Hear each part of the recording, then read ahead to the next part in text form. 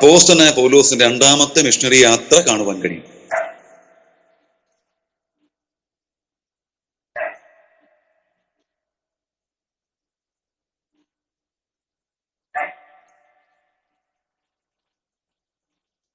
അപ്പൊ ഒന്നുകൂടെ സൂചിപ്പിക്കാം, രണ്ടാമത്തെ മിഷണറി യാത്രയാണ് നമ്മൾ എഴുതിയത്. അത് പ്രവൃത്തിയുടെ പുസ്തകം 16-ാം അധ്യായം മുതൽ 18-ാം അധ്യായത്തിന്റെ 1 മുതൽ 22 വരെയുള്ള വാക്യങ്ങളാണ്. ഇനി മൂന്നാമത്തത്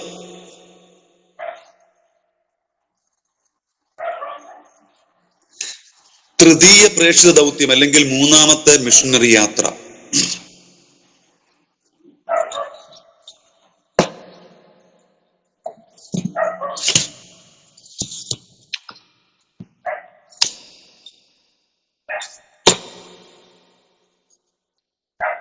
തൃതീയ പ്രേക്ഷിത ദൗത്യം മൂന്നാമത്തെ അല്ലെങ്കിൽ മൂന്നാമത്തെ മിഷണറി യാത്ര. പ്രവൃത്തിയുടെ പുസ്തകം 18-ാം അധ്യായത്തിന്റെ 23 മുതൽ 18-ാം അധ്യായത്തിൽ 23 മുതൽ 21-ാം അധ്യായത്തിന്റെ 40 വരെയുള്ള വാക്യങ്ങളാണ്.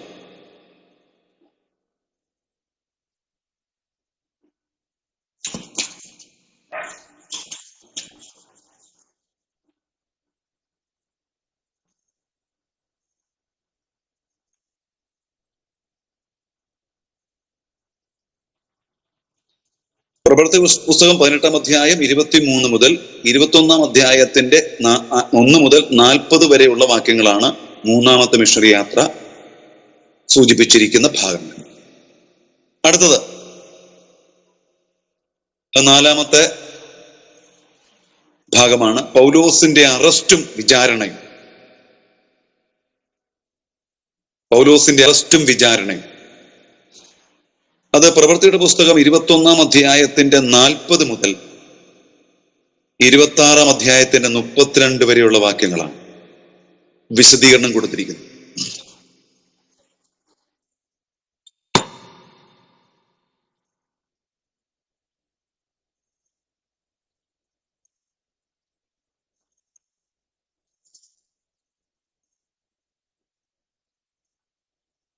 അവസാനമായി പൗലോസിന്റെ റോമിലേക്കുള്ള യാത്ര 27-28 അധ്യായം.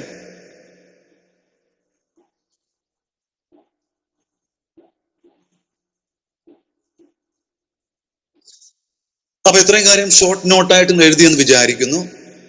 നമുക്ക് രണ്ടാമത്തെ മിഷണറി യാത്ര അല്ലെങ്കിൽ തൃതീയ പ്രേക്ഷിത ദൗത്യം 16-ാം അധ്യായം മുതലാണ് ആരംഭിക്കുന്നത്. നമുക്കറിയാം ഈ പ്രേക്ഷിത ദൗത്യത്തിൽ 16-ാം അധ്യായം എടുക്കാം. 16-ാം അധ്യായത്തിന്റെ 1 മുതൽ 5 വരെയുള്ള വാക്യങ്ങൾ സ്റ്റുഡൻസിന്റെ ഭാഗത്തുനിന്ന് ഒരാൾക്ക് ശബ്ദമുയർത്തി വായിക്കാം. അവൻ ദർബയിലും ലിസ്ത്രയിലും ചെന്നു അവിടെ വിശ്വാസമുള്ള ഒരു യഹൂദ സ്ത്രീയുടെ മകനായി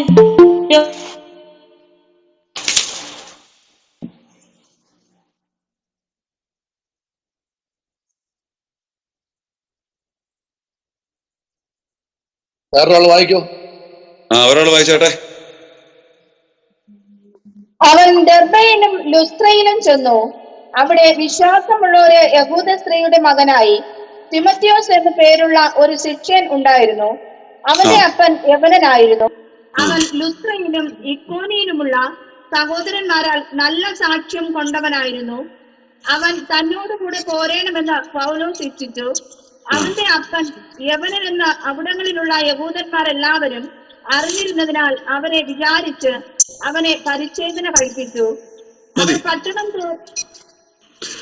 ഈ രണ്ടാമത്തെ മിഷണറി യാത്രയിൽ നമുക്ക് പ്രാരംഭമായി കാണുന്നത് തിമോത്തിയോസിനെ പൗലോസ് തന്റെ പ്രവർത്തനത്തോട് ചേർത്ത് തന്റെ ദൗത്യത്തിൽ പങ്കാളിയാക്കുന്ന ഒരു പ്രധാനപ്പെട്ട വിഷയമാണ്. 16-ാം അധ്യായത്തിന്റെ ആദ്യം മുതൽ തന്നെ ഇത് രണ്ടാമത്തെ മിഷണറി യാത്രയാണ്. അതായത് മർക്കോസ് ഇടയ്ക്ക് വെച്ച് എന്തോ ചില പ്രത്യേക കാരണങ്ങളാൽ പൗലോസിനെ വിട്ടുപോയി, ബർന്നബാസിനെ വിട്ടുപോയതിനു ശേഷം പൗലോസ് പറഞ്ഞു ഇനിയും മർക്കോസിനെ വേണ്ടെന്ന് പറഞ്ഞു. ഒരു ഇടയിലേക്കാണ് തിമത്യോസ് വന്നു ചേരുന്നത്. അത് 16-ാം അധ്യായത്തിൽ നമുക്ക് കാണുവാൻ കഴിയുന്നു. തിമത്യോസിന്റെ അമ്മ യഹൂദ സ്ത്രീയും അപ്പൻ യവനനുമായിരുന്നു എന്നാണ് നമുക്ക് ഈ വേദഭാഗത്ത് പഠിക്കുമ്പോൾ കാണുവാൻ കഴിയും. തിമത്യോസിന്റെ പ്രത്യേകത തന്റെ മാതാവിൽ നിന്നും തന്റെ വല്യമ്മയിൽ നിന്നും യേശുക്രിസ്തുവിനെ കുറിച്ചുള്ള ശരിയായ ദിവ്യ വചന യേശുക്രിസ്തുവിനെ കുറിച്ചുള്ള ജ്ഞാനം പ്രാപിച്ച് ആ വിശ്വാസം, തന്റെ മാതാപിതാക്കൾക്ക് ഉണ്ടായ വിശ്വാസം ഈ തിമോത്തിയോസിലേക്കും ആ സത്യതയെ കുറിച്ചുള്ള വിശ്വാസം ആഴത്തിലുള്ള വ്യക്തിയായിരുന്നു തിമോത്തിയോസ് എന്ന് പറയുന്നു. ആ തിമോത്തിയോസിനെയാണ് പൗലോസ് തുടർന്നുള്ള യാത്രയിൽ തന്റെ സഹഭൃത്യനായിട്ട് തിരഞ്ഞെടുക്കുന്നത്. അതിനുശേഷം പൗലോസ് ദർശനം ഉണ്ടാകുകയാണ്. 16-ാം അധ്യായത്തിന്റെ 6 മുതൽ 10 വരെ. ആ ദർശനത്തിൽ ആസിൽ ദൈവവചനം പ്രസംഗിക്കരുതെന്ന് പരിശുദ്ധാത്മാ വിലക്കിയാൽ ഫ്രുഗയിലും ഗലാത്യ ദേശത്തു കൂടി സഞ്ചരിച്ച് മൂസിയിലെത്തി ബിഥുനയ്ക്ക് പോകുവാൻ ശ്രമിച്ചു. യേശുവിന്റെ ആത്മാവ് സമ്മതിച്ചില്ല. അവർ മൂസി കിടന്ന ത്രോവാസിലെത്തി. അവിടെ വെച്ച് പൗലോസ് രാത്രിയിൽ മക്കദോന്യക്കാരനായ ഒരു പുരുഷൻ അരികെ നിന്ന്, നീ മക്കദോന്യ കടന്നു വന്ന് ഞങ്ങളെ സഹായിക്കായി എന്നവനോട് അപേക്ഷിക്കുന്ന ഒരു ദർശനം കണ്ടു. ഈ ദർശനം കണ്ടിട്ട് അവരോട് സുവിശേഷം അറിയിപ്പാൻ ദൈവം ഞങ്ങളെ വിളിച്ചിരിക്കുന്നു നിശ്ചയിച്ചു. ഞങ്ങൾ ഉടനെ മക്കദോന്യക്ക് പുറപ്പെടുവാൻ ശ്രമിച്ചു. അപ്പോൾ പൗലോസ് ആസ്യയിൽ ദൈവവചനം പ്രസംഗിക്കുവാനാണ് താല്പര്യപ്പെട്ട് മുൻപോട്ട് വന്നത്. എന്നാൽ ദൈവത്തിന്റെ പരിശുദ്ധാത്മാവ് വിലക്കിയെന്നാണ് കാണുവാൻ കഴിയും. അപ്പോൾ ദൈവാത്മാവ് നമ്മെ ചില കാര്യങ്ങൾ വിലക്കുമ്പോൾ നമ്മൾ എന്ത് ചെയ്യണം? ദൈവം പറയുന്ന വഴിയിലൂടെ മുൻപോട്ട് പോകേണ്ടത് ആവശ്യമാണ്. അപ്പൊ ദൈവത്തിന്റെ വഴി തികവുള്ള വഴിയാണ്. അപ്പോൾ ഓരോ മിഷണറി യാത്രകളും ഓരോ സുവിശേഷ പര്യടനങ്ങളും ഓരോ പ്രവർത്തനങ്ങളും തീർച്ചയായും ദൈവിക ഗൈഡൻസോടുകൂടെ ദൈവിക പദ്ധതിയോടും പ്ലാനോടും കൂടെ ആയിരിക്കണം നമ്മൾ ചെയ്യേണ്ടത്. ഇപ്പൊ നമുക്കറിയാം, ഒരു സുവിശേഷ പ്രവർത്തനത്തെ കുറിച്ച് നമ്മൾ തന്നെ ഒരു പ്രോജക്റ്റ് തയ്യാറാക്കി ഈ ഒരാഴ്ചക്കാലം എവിടെയൊക്കെയാണ് പ്രവർത്തനത്തിന് പോകേണ്ടതെന്ന് നമ്മൾ പ്ലാൻ ചെയ്യുന്നതിന് കുഴപ്പമൊന്നുമില്ല, തെറ്റൊന്നുമില്ല. പ്ലാനിങ് ഇല്ലെങ്കിൽ ഒരു കാര്യങ്ങളും ഒരിക്കലും ശരിയായി നടത്തുകയില്ല. ഒരു വീട് പണിയണമെങ്കിൽ ഒരു നല്ല അടിസ്ഥാനവും ഒരു നല്ല പ്ലാനും ആവശ്യമാണ്.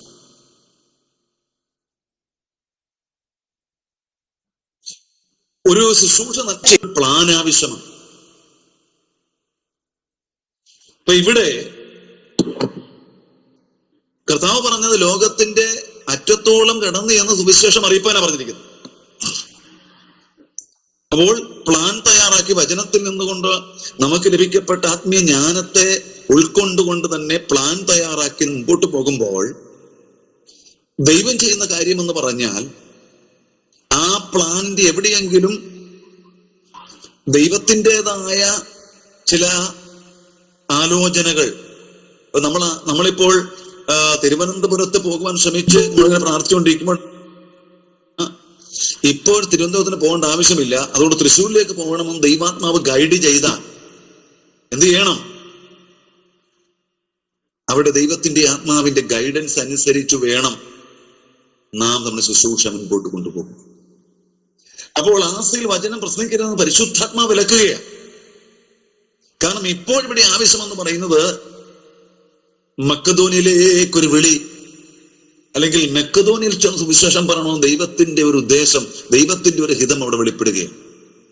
അങ്ങനെ വെളിപ്പെടുമ്പോൾ ദൈവത്തിന്റെ ദാസനായ പൗലോസ് എന്നറിയാമോ, ദൈവാത്മാവിന് കീഴ്പ്പെട്ടുകൊണ്ട് ദൈവാലോചന ഏറ്റെടുത്തുകൊണ്ട് എന്ത് ചെയ്യുക? അങ്ങനെ ഞങ്ങൾ ത്രോവാസിൽ നിന്ന് കപ്പൽ നീക്കി നേരെ സമോത്രക്കായിലേക്കും പിറ്റേന്നാൾ നവപ്പുലിക്കും അവിടെ നിന്ന് ഫിലിപ്പിലേക്കും ചെന്നു എന്ന് കാണുവാൻ കഴിയും. ഫിലിപ്പ് എന്ന് പറയുന്നത് മക്കദോന്യ ദേശത്തെ ഒരു പ്രധാനപ്പെട്ട പട്ടണമാണ്. അവിടെ ഒരു വ്യവസായ പട്ടണമാണെന്നാണ് നമുക്ക് കാണുവാൻ കഴിയുന്നത്. ആ വ്യവസായ പട്ടണത്തിൽ എല്ലാ സമയത്തും പൗലോസ് സുവിശേഷം അറിയിക്കാൻ പോകുമ്പോൾ ആദ്യമേ ചെല്ലുന്നത് യഹൂദ പള്ളി ഉണ്ടോ എന്ന് അന്വേഷിക്കുക. ഇവിടെ യഹൂദ പള്ളി ഒന്നും കാണുവാൻ കഴിഞ്ഞതുകൊണ്ട് പുഴവക്കത്ത്, ഈ പള്ളിയില്ലാത്ത സ്ഥലങ്ങളിൽ പുഴയുടെ തീരത്ത് യഹൂദന്മാർ വന്ന് പ്രാർത്ഥിക്കുമായിരുന്നു എന്ന് ചരിത്രം പഠിപ്പിക്കുന്നു. അപ്പോൾ യഹൂദ സിനഗോഗ് കാണാതെ വന്നപ്പോൾ പുഴവക്കത്തേക്ക് ഈ അപ്പോസ്തലനായ പൗലോസ് വരികയാണ്. അപ്പോഴാണ് രക്താംബരം വിൽക്കുന്ന ആ സഹോദരി എന്ത് ചെയ്തു? അതെ, അവൾ അവിടെ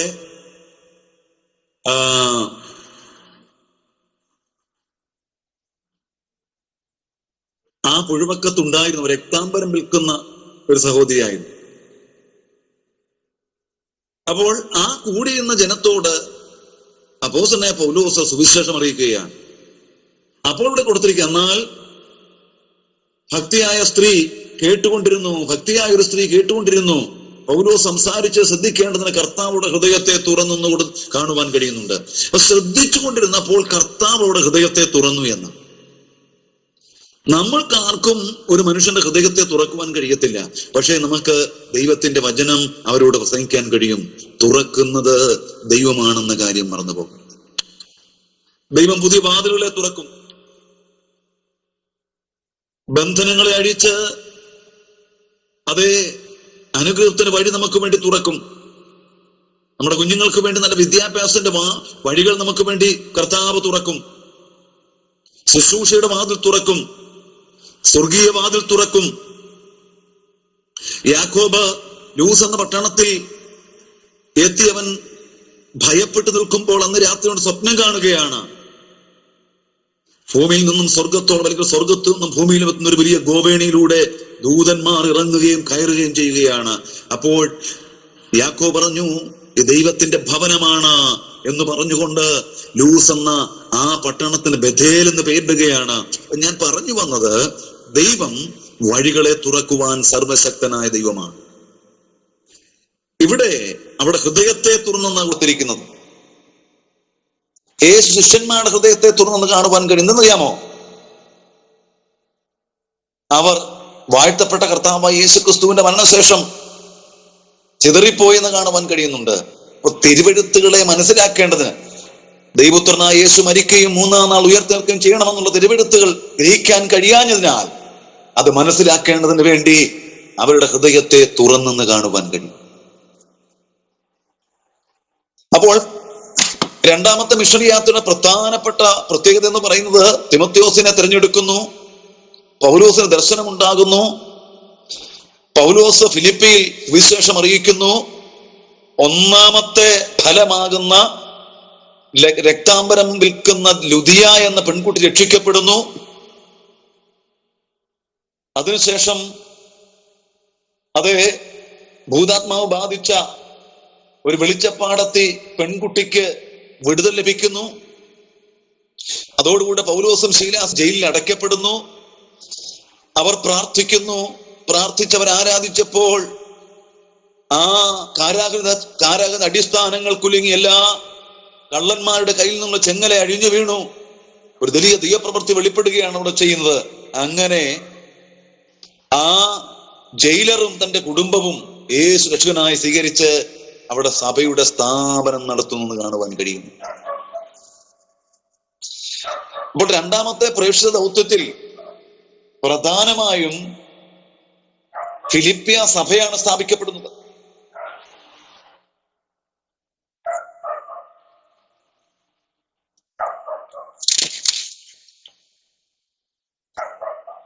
അപ്പൊ അതിനുശേഷം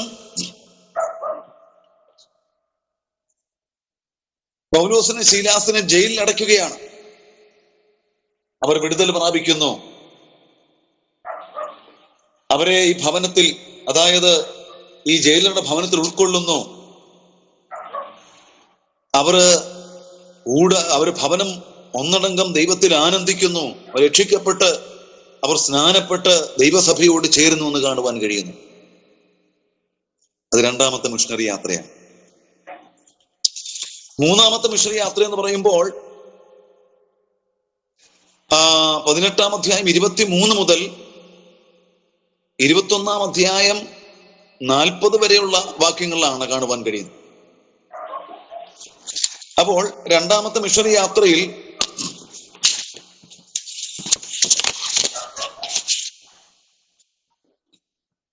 കൊരിന്തിലേക്ക് പൗലോസ് പോകുന്നു, മിലാത്തോസിലേക്ക് പൗലോസ് പോകുന്നു,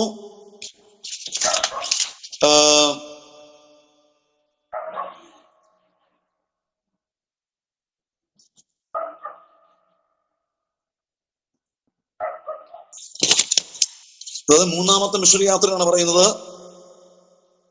കൊരിന്തിൽ പോകുന്നുണ്ട്, മിലാത്തോസിൽ പോകുന്നുണ്ട്, കൈസറിൽ പോകുന്നുണ്ട്. മൂന്നാമത്തെ മിഷണറി യാത്രയിൽ ഇങ്ങനെ പ്രധാനപ്പെട്ട സ്ഥലങ്ങളെല്ലാം പോവുകയാണ് പൗലോസ്. എന്നാൽ രണ്ടാമത്തെ മിഷണറി യാത്രയിൽ പൗലോസ് ഫിലിപ്പിയിൽ പോകുന്നുണ്ട്, തെസ്സലോനിക്കയിൽ പോകുന്നുണ്ട്, ബരോവയിൽ പോകുന്നുണ്ട്, അഥേനയിൽ പോകുന്നുണ്ട്, കൊരിന്തിൽ പോകുന്നില്ല. മൂന്നാമത്തെ മിഷണറി യാത്രയാണ് കൊരിന്തിൽ പോകുന്നത്. അപ്പൊ രണ്ടാമത്തെ മിഷണറി യാത്രയിൽ താൻ സന്ദർശിക്കുന്ന സ്ഥലങ്ങൾ ശ്രദ്ധിച്ചു കേൾക്കണം. ഫിലിപ്പിലേക്ക് പോകുന്നു, അവിടെ സഭ സ്ഥാപിക്കുന്നു. തെസ്സലോനിക്കയിൽ ചെല്ലുന്നു, അവിടെ സഭ സ്ഥാപിക്കുന്നു. ബരോവയിൽ ചെല്ലുന്നു, അവിടെ സഭ സ്ഥാപിക്കുന്നു. അഥേനയിൽ ചെല്ലുന്നു, അവിടെ ദൈവവചനം പ്രസംഗിക്കുന്നു. എന്നാൽ മൂന്നാമത്തെ മിഷണറി യാത്ര വരുമ്പോൾ കൊരിന്തിൽ, മിലേത്തോസിൽ, കൈസരിയിൽ ഇവിടെയെല്ലാം ചെല്ലുന്നു. ഇവിടെയെല്ലാം സഭകൾ സ്ഥാപിക്കുമെന്ന് കാണുവാൻ കഴിയുന്നുണ്ട്. അതിനുശേഷം പൗലോസിനെ അറസ്റ്റ് ചെയ്യുകയാണ്. അറസ്റ്റ് ചെയ്തിട്ട് വ്യത്യസ്ത രാജാക്കന്മാരിലൂടെ പൗലോസിനെ വിചാരണ ചെയ്യുകയാണ്. അനേക ഗവർണർമാരും അധിപന്മാരും പൗലോസിനെ വിചാരണ ചെയ്യുന്നുണ്ട്.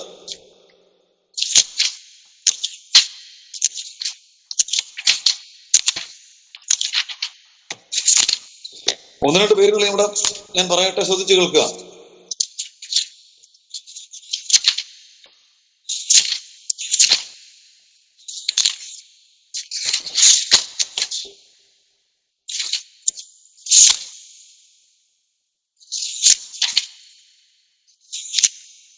ഒന്നാമത്തെ പൗലോസ് ആലോചന സംഘത്തിന്റെ മുമ്പിൽ വരുന്നുണ്ട്. അതിനുശേഷം പൗലോസിനെ ഫെലിക്സിന്റെ മുമ്പിൽ കൊണ്ടുവരുന്നുണ്ട്.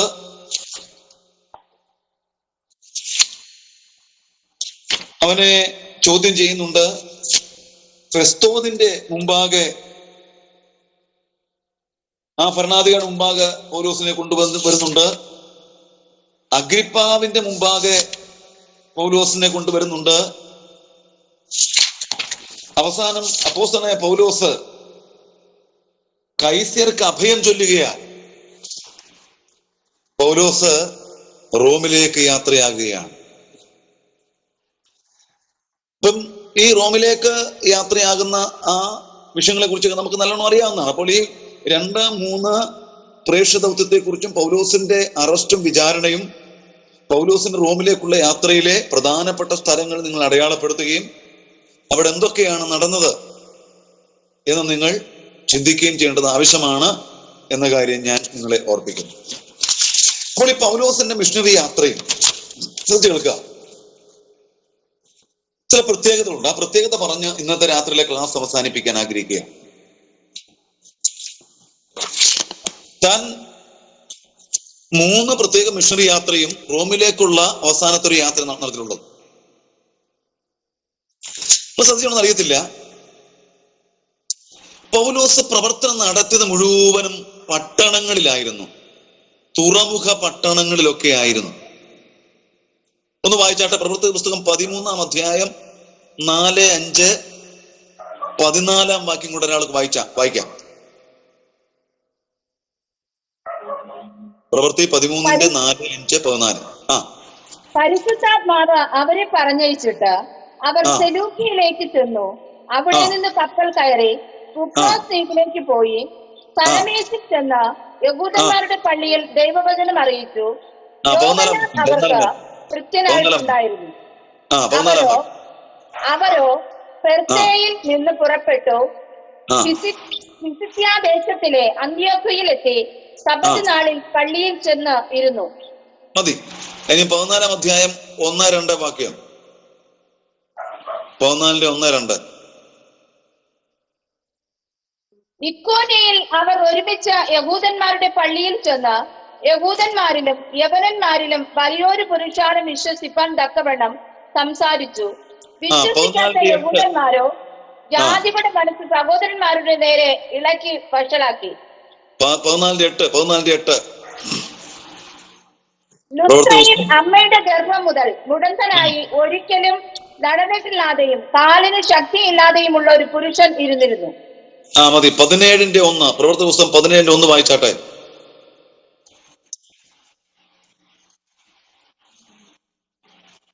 അവർ അംഫിപൊലിസിലും അപ്പോലോനയിലും കൂടി കടന്ന് തെസ്സലോനിക്കയിലെത്തി. അവിടെ യഹൂദന്മാരുടെ ഒരു പള്ളി ഉണ്ടായിരുന്നു.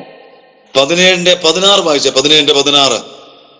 അഥേനയിൽ പൗലോസ് അവർക്കായി കാത്തിരിക്കുമ്പോൾ നഗരത്തിൽ ബിംബങ്ങൾ നിറഞ്ഞിരിക്കുന്നത് കണ്ട് മനസ്സിന് ചൂട് പിടിച്ചു. മതി. ശ്രദ്ധിക്കണം. പൗലോസിന്റെ മിഷണറി യാത്രയിൽ പട്ടണങ്ങളിലാണ് ഏറ്റവും കൂടുതൽ സഭാപ്രവർത്തനം നടത്തിയതും സ്ഥാപിച്ചതും. നിങ്ങൾ ഈ സ്ഥലങ്ങളിൽ നോക്കി. കുപ്രോസ് ദ്വീപിലെ സലാമിസ് എന്ന പട്ടണം, പിസിദ അന്ത്യോക്യ എന്ന പട്ടണം, ഇക്കോന്യ എന്ന പട്ടണം, ലുസ്ത്ര എന്ന പട്ടണം, തെസ്സലോനിക്ക എന്ന പട്ടണം, അഥേന എന്ന പട്ടണം, കൊരിന്ത് എന്ന പട്ടണം,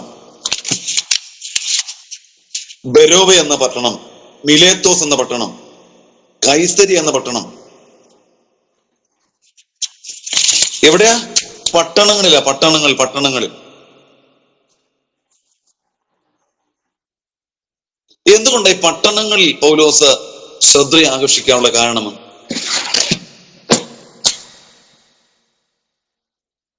എന്തുകൊണ്ട് പൗലോസ് ഗ്രാമങ്ങളിലേക്ക് മാത്രം പോയില്ല? മഹാത്മാഗാന്ധി പറഞ്ഞത് ഇന്ത്യയുടെ ഹൃദയം ഇരിക്കുന്ന ഗ്രാമത്തിൽ നിന്നാവും.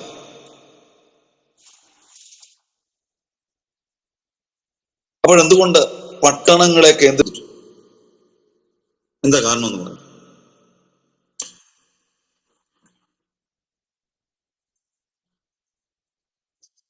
ഈ പട്ടണങ്ങളിൽ ചില പ്രത്യേകതയുണ്ട്. ഗ്രാമത്തെ പോലെയല്ല. പഴയ മാമൂലുകള്, പഴയ ആചാരങ്ങള്, പഴയ അനുഷ്ഠാനങ്ങള്, ആ പഴമയുടെ ഇതെല്ലാം ഹൃദയത്തിൽ ഏറ്റെടുത്തുകൊണ്ട് വിട്ടുകളയത്തില്ല എന്നുള്ള ചിന്തയോടിരിക്കുന്ന സ്ഥലമാണ് ഗ്രാമം എന്ന് പറയുന്നത്. ഒത്തിരി ട്രഡീഷൻ ഉണ്ടാകും അവിടെ. നിങ്ങൾ ഗ്രാമത്തിലൊരു സഭയിൽ ചെന്ന് നോക്കിയേ, പട്ടണത്തിലൊരു സഭ കൊണ്ട് ചെന്നേ, ഒത്തിരി വ്യത്യാസം കാണും.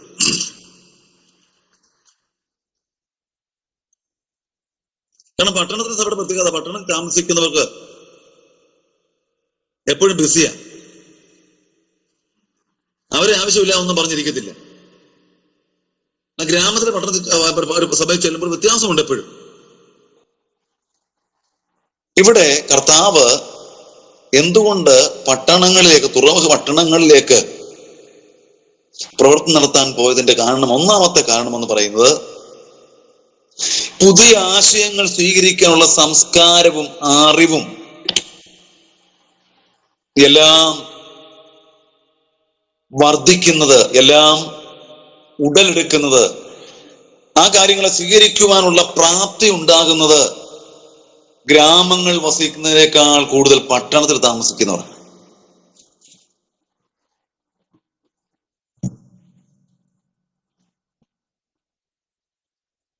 ഗ്രാമജീവിതവും പട്ടണ ജീവിതത്തിൽ വ്യത്യാസമുണ്ട്. അപ്പൊ അതുകൊണ്ട് ഗ്രാമത്തിൽ മാത്രം പോയി സുവിശേഷം അറിയിച്ച് സഭ സ്ഥാപിക്കരുത്, പട്ടണങ്ങളിലും സഭ സ്ഥാപിക്കണം. നിങ്ങൾ പട്ടണത്തിൽ നിങ്ങൾ ഒരു സഭ സ്ഥാപിച്ച് പ്രവർത്തനം ചെയ്താൽ ദൈവാത്മാവിന്റെ പ്രകാശത്തിനനുസരിച്ച് സഭയെ കൊണ്ടുപോകാൻ കഴിയും. എന്നാൽ ഗ്രാമത്തിലാണെങ്കിൽ ചില പഴമക്കാരും ചില വ്യക്തികളും എന്ത് ചെയ്യും? പഴയ മാമൂല ഇങ്ങനെ പിടിച്ചുകൊണ്ടിരിക്കുമെന്ന് കാണുവാൻ കഴിയും. ഒത്തിരി പാരമ്പര്യങ്ങൾ പിന്തുടരുന്ന ഒരു അനുഭവം ഉണ്ടാകും. ഉദാഹരണം ഞാൻ പറയാം. സ്നാനപ്പെട്ട് കഴിഞ്ഞ് വെള്ളത്തിന് പൊങ്ങി വരുമ്പോൾ പെട്ടെന്ന് മുഖത്തെ വെള്ളം തുടച്ചു കഴിഞ്ഞാൽ അവൻ പിന്മാറിപ്പോകുമെന്ന് ചിന്തിക്കുന്നവരും പഠിപ്പിക്കുന്നവരും പലരുമുണ്ട്. അത് പാരമ്പര്യമാണ്.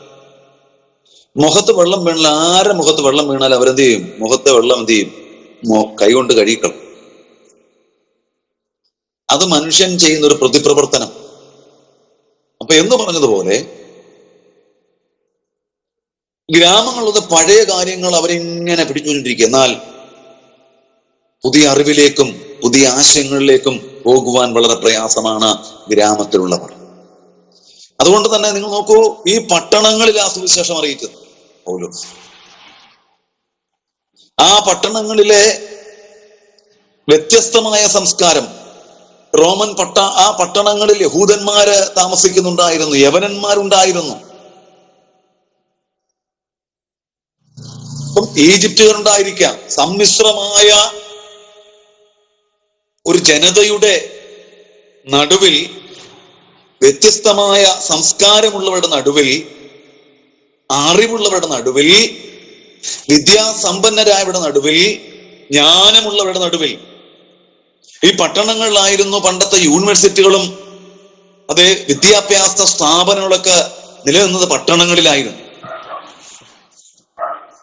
പട്ടണങ്ങളിൽ ഉള്ളവരുടെ അറിവും ഗ്രാമത്തിലുള്ളവരുടെ അറിവും ഒത്തിരി വ്യത്യാസമാണ്. അതുകൊണ്ട് നിങ്ങൾ പട്ടണങ്ങളിലേക്ക് കൂടെ പോകണം, ഗ്രാമത്തിലേക്ക് കൂടെ മാത്രം പോകാൻ പാടില്ല. അപ്പൊ ഗ്രാമത്തിലെ സഭയേക്കാൾ പെട്ടെന്ന് നമുക്ക് ദൈവനത്തിലേക്ക് അവരെ കൊണ്ടുവരാൻ കഴിയുന്നത്, കാരണം സുവിശേഷം എന്ന് പറയുന്നത് അക്കാലത്തിൽ പുതിയൊരു ആശയമാണ്, പഴയ ആശയമല്ല, പുതിയ ആശയമാണ്. യഹൂദ അതേ മതത്തിൽ നിന്നും വന്ന മശിഹയാകുന്ന കർത്താവായ യേശുക്രിസ്തു രക്ഷകനാണെന്ന് പറയുന്ന നവീന ആശയമാണ് ഈ സുവിശേഷം എന്ന് പറയുന്നത്. അപ്പൊ ആ സുവിശേഷം പറഞ്ഞപ്പോഴൊക്കെ ഒരു വിഭാഗം അതിനെ ഉൾക്കൊണ്ടെന്ന് കാണുവാൻ കഴിയുന്നു. അപ്പൊ അതുകൊണ്ട് പൗലോസ് തന്റെ മിഷണറി യാത്രയുടെ ഏറിയ പങ്കും ചിലവഴിച്ചത് പട്ടണങ്ങളിലായിരുന്നെന്ന് കാണുവാൻ കഴിയും. അവന്റെ സുവിശേഷത്തിന്റെ രണ്ടാമത്തെ പ്രത്യേകത, പ്രാരംഭ പ്രവർത്തനം എപ്പോഴും യഹൂദന്മാരുടെ നടുവിലായിരുന്നു. പ്രവൃത്തി 13:5, 13:15 ഈ വാക്യം ഒരാൾക്ക് വായിക്കാം. പ്രവൃത്തി 13:5, 15.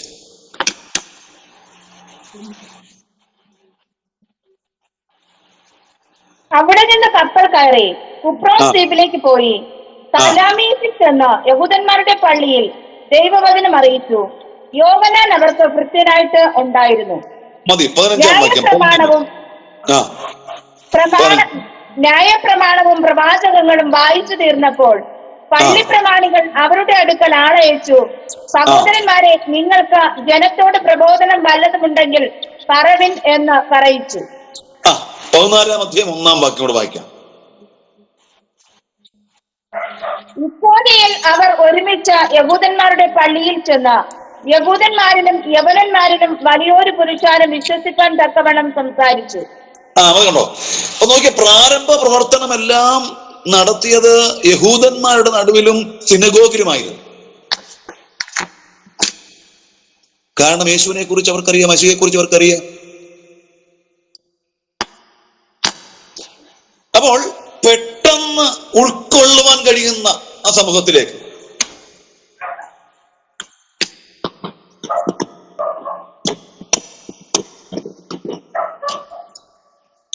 ഈ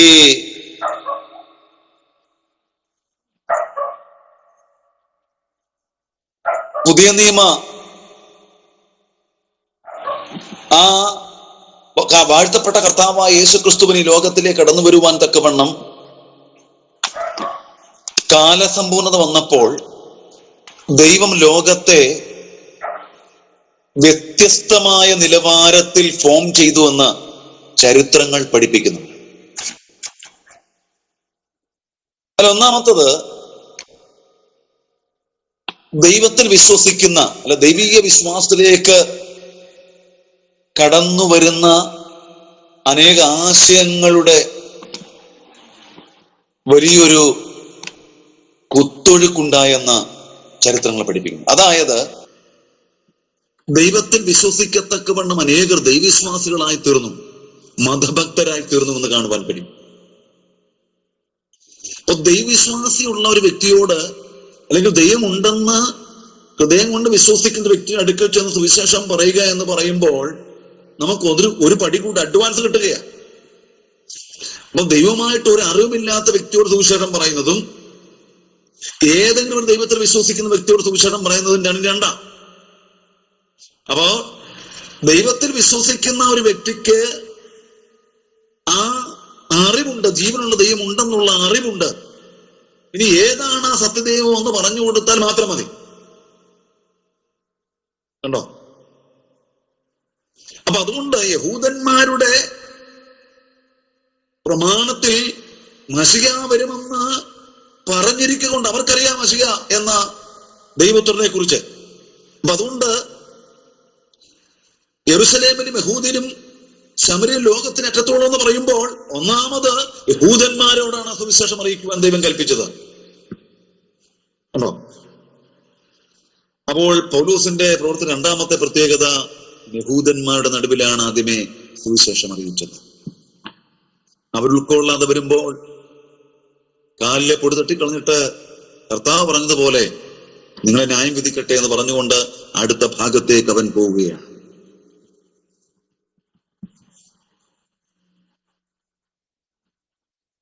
അപ്പോൾ പ്രവർത്തനം നടത്ത പലപ്പോഴും പട്ടണങ്ങളിലാണ്.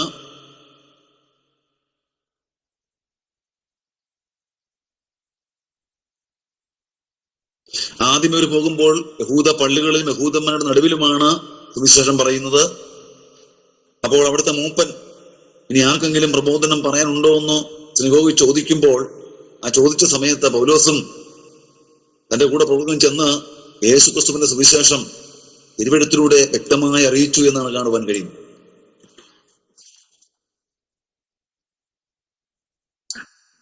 മൂന്നാമത്തത് പ്രസംഗ ശൈലിയാണ്, പ്രസംഗ രീതി. പൗലോസിന്റെ സന്ദർഭത്തിനൊത്തവണ്ണമാണ് പൗലോസ് സുവിശേഷം പറഞ്ഞത്. വായിക്കാം. പ്രവൃത്തി 17 22 23 ബാക്കി ഒരാൾക്ക് വായിക്കാം. പ്രവൃത്തി 17 22 23. പൗലോസ് അരയോപക മധ്യയിൽ നിന്ന് കൊണ്ട് പറഞ്ഞത്, അധ്യയന പുരുഷന്മാരെ, നിങ്ങൾ എല്ലാത്തിനും അതിഭക്തന്മാരെന്ന് ഞാൻ കാണുന്നു. ഞാൻ ചുറ്റി നടന്ന നിങ്ങളുടെ പൂജാസ്ഥാനങ്ങളെ നോക്കുമ്പോൾ അജ്ഞാത ദേവനെന്ന് എഴുത്തുള്ള ഒരു വേദിക്കല്ല് കണ്ടു. എന്നാൽ നിങ്ങൾ അറിയാതെ പൂജിക്കുന്നത് തന്നെ ഞാൻ നിങ്ങളോട് അറിയിക്കുന്നു. ലോകവും അതിനുള്ളതൊക്കെയും ഉണ്ടാക്കിയ ദൈവം സ്വർഗത്തിനും ഭൂമിക്കും നാഥനാകൊണ്ട് കൈപ്പണിയായ ക്ഷേത്രങ്ങളിൽ വാസം ചെയ്യുന്നില്ല. താൻ എല്ലാവർക്കും ജീവനും ശ്വാസവും സകലവും കൊടുക്കുന്നവനാകയാൽ വല്ലതിനും മുട്ടുള്ളവൻ എന്ന പോലെ മാനുഷ്യ കൈകളാൽ ശുശ്രൂഷ ആവശ്യപ്പെടുന്നില്ല. കണ്ടോ? ഇവിടെ പറഞ്ഞ സന്ദർഭം അനുസരിച്ച് ഇവിടെ പൗലോസ് യഹൂദ പള്ളിയിൽ പ്രസംഗിച്ചതുപോലെയല്ല ഇവിടെ പ്രസംഗിക്കുന്നത്. അരയോപക മധ്യേ നിന്നുകൊണ്ട് പറഞ്ഞത്, അധ്യയന പുരുഷന്മാരെ, നിങ്ങൾ എല്ലാറ്റിനും അതിഭക്തൻ എന്ന് ഞാൻ കാണുന്നു. കാരണം അവിടെ ഒരു വേദിക്കല്ല്, അജ്ഞാതദേവൻ എന്ന് പറഞ്ഞൊരു കല്ല് എഴുതി വെച്ചൊരു വേദിക്കല്ല് കണ്ടു. അപ്പൊ അനേക ദൈവങ്ങളുടെ മാതൃകയുള്ള ശില്പങ്ങൾ അവിടെ ഉണ്ട്, സ്തൂപങ്ങളുണ്ട്, സ്തംഭങ്ങളുണ്ട്, ഒക്കെ ഉണ്ട്. ഇനി വേറെ ഏതെങ്കിലും ദൈവം ഉണ്ടോ നിങ്ങൾ അറിയാത്ത എന്ന് ചിന്തിച്ചുകൊണ്ട് അതിനെഴുതിയ പേരാണ് അജ്ഞാതദേവൻ എന്ന് പറയുന്ന പദം. അപ്പോൾ ആ പദം എടുത്തുകൊണ്ട് നിങ്ങൾ അജ്ഞാതദേവൻ എന്ന് എഴുതിയിരിക്കുന്ന ആ ദേവൻ യേശു ക്രിസ്തുവാണെന്നും അവനാണ് പ്രപഞ്ചത്തെ സൃഷ്ടിച്ചെന്നും യേശു ക്രിസ്തുവിന്റെ സുവിശേഷം അതിലൂടെ അനേക ഹൃദയങ്ങളിലേക്ക് ഷെയർ ചെയ്യുന്ന ഒരു പ്രത്യേക അതേ രീതിയുടെ ഉടമയായിരുന്നു അപ്പോസ്തലനായ പൗലോസ് എന്ന് പറയുന്നത്. സന്ദർഭത്തിനൊത്തവണ്ണം പൗലോസ് സുവിശേഷം അറിയിച്ചെന്ന് കാണുവാൻ. അപ്പൊ നമ്മളും അങ്ങനെ അറിയിക്കേണ്ടത് ആവശ്യമായിരിക്കും. സന്ദർഭത്തിനൊത്തവണ്ണം ആ സന്ദർഭത്തെ മുതലെടുത്തുകൊണ്ട് വേണം ഈ സുവിശേഷം അങ്ങോട്ട് ഡെലിവറി ചെയ്ത് കൊടുക്കുവാൻ.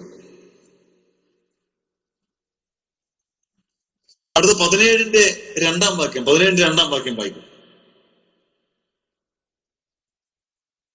പൗലോസ് പതിവ് പോലെ അവരുടെ അടുക്കൽ ചെന്ന് മൂന്ന് സഭത്തിൽ തിരുവെഴുത്തുകളെ ആധാരമാക്കി അവരോട് വാദിച്ചു.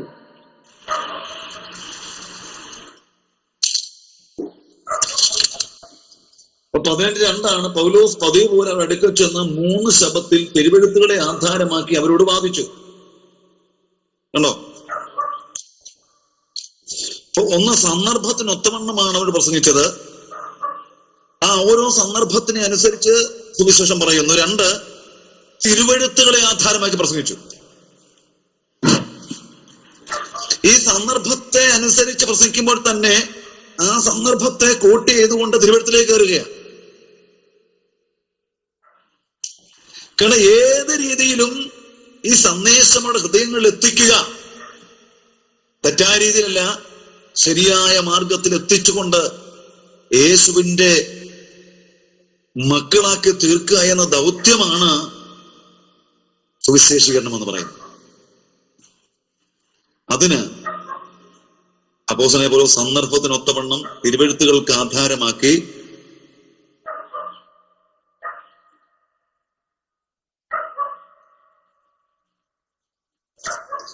അടുത്ത ഇസ്രായേലിന്റെ ചരിത്രവും മശിഹയുടെ ഉദയവും സംബന്ധിച്ചുള്ള കാര്യങ്ങൾ വെളിപ്പെടുത്തിക്കൊണ്ട്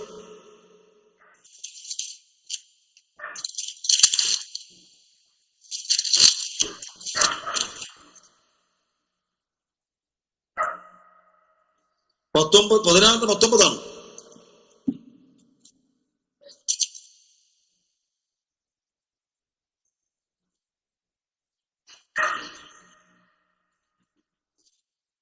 യേശുക്രിസ്തുവിന്റെ ജനനം, യേശുക്രിസ്തുവിന്റെ ജീവിതം, യേശുക്രിസ്തുവിന്റെ മരണം, അടക്ക, ഉയർപ്പ്, ഇതെല്ലാം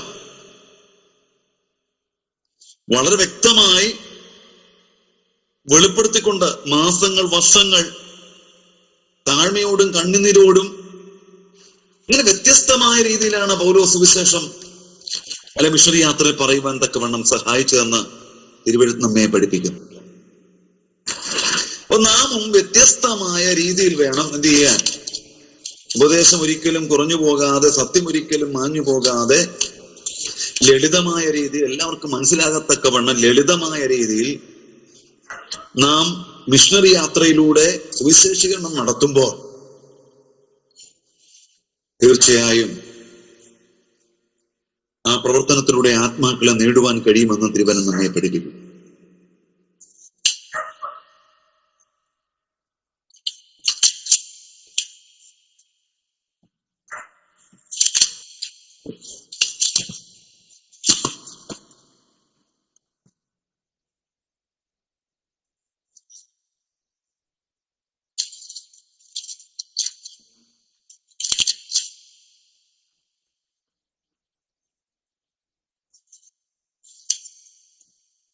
യേശു സുവിശേഷീകരണം നടത്തിയപ്പോൾ ഉപമകൾ എടുത്തുകൊണ്ട് സുവിശേഷീകരണം നടത്തിയെന്ന് കാണുമ്പോൾ ദൃഷ്ടാന്തങ്ങളിലൂടെ സുവിശേഷീകരണം നടത്തി.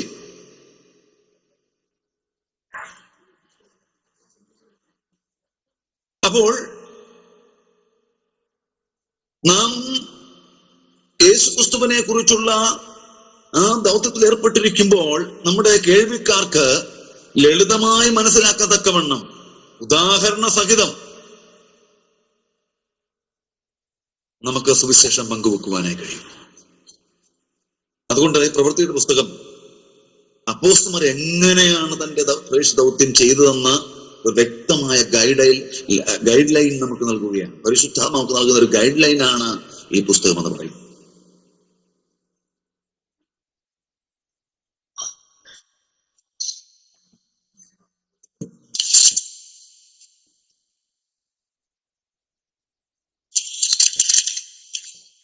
ഇവിടെ പൗലോസ്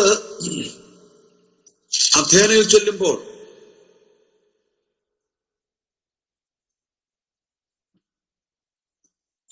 എന്താണ് പൗലോസിന്റെ വാക്കുകൾക്ക് വരുന്ന വ്യത്യാസങ്ങൾ നമുക്ക് സ്പഷ്ടമായി കാണുവാൻ കഴിയും.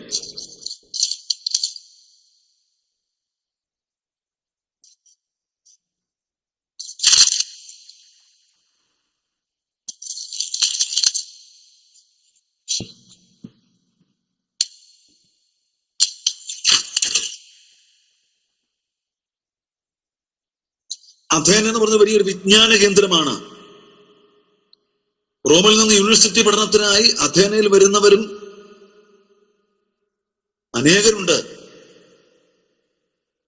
വിഗ്രഹാരാധന വളരെ ശക്തമായി നിൽക്കുന്ന ഒരു പട്ടണമാണ്, ഒരു നഗരമാണ് അഥേന എന്ന് പറയുന്നത്. അപ്പോൾ അഥേനയിൽ എത്ര വ്യത്യസ്തമായ രീതിയിലാണ് സുവിശേഷം അറിയിക്കുന്നത്.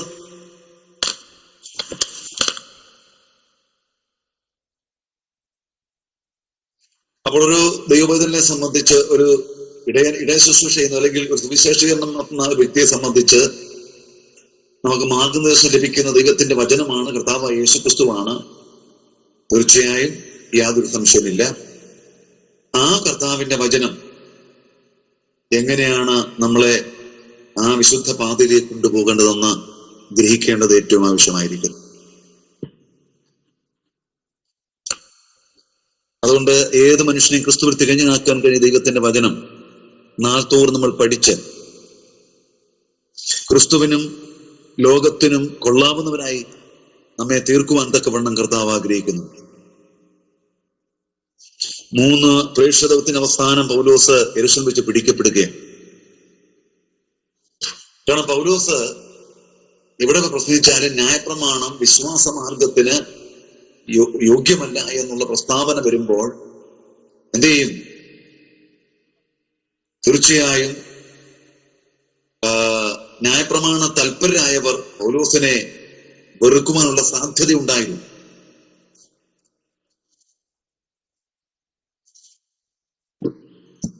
അതുകൊണ്ട് തന്നെ ശൈലികളും രീതികളും മെത്തേഡുകളും വളരെ സുതാര്യമാക്കി വ്യത്യസ്ത നിലവാരത്തിൽ സുവിശേഷം പറയുമ്പോഴാണ് അനുഗ്രഹമാണ്. അപ്പൊ നമ്മളൊരു സ്ഥലത്ത് ചെന്നു, സുവിശേഷത്തെ പറയുമ്പോൾ സ്ഥലത്ത് ചെന്നു, ഒരു 100 ട്രാക്ട് കൊടുത്തു, സൈക്കിളെല്ലാം കയറി അല്ലെങ്കിൽ വാഹനത്തിൽ പോയി 100 ട്രാക്ട് കൊടുത്തു എന്നതുകൊണ്ട് അവർ യേശുവിലേക്ക് വരണമെന്നില്ല. നമ്മളിലൂടെ ആ ദിവ്യമായ സ്നേഹം വെളിപ്പെടുമ്പോഴാണ് കർത്താവ് അവരെ ആകർഷിക്കുകയും അവര് ദൈവാത്മാവരെ ആകർഷിക്കുമ്പോഴാണ് അവർ കർത്താവിനെ ഗ്രഹിക്കുവാൻ തക്കവണ്ണം കഴിയുന്നു. അതുകൊണ്ട് ഈ രാത്രി നമ്മുടെ ക്ലാസ്സുകൾക്ക് പരിസമാപ്തി കുറിക്കുകയാണ്.